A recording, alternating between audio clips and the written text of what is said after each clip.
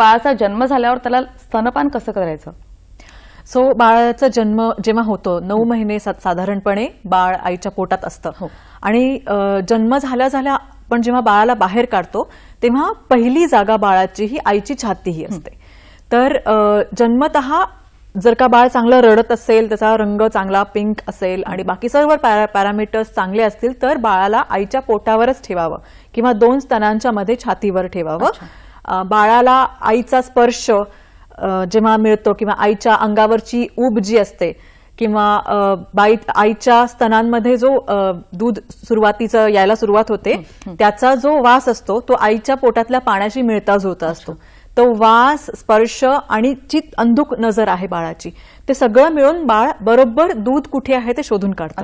आणि कोणतेही आपल्याला प्रयत्न न करता मोस्ट ऑफ द बाळ, सगळ्यात अधिकाधिक बाळ आपल्या आईचं दूध स्वतःच प्यायला सुरुवात करतात.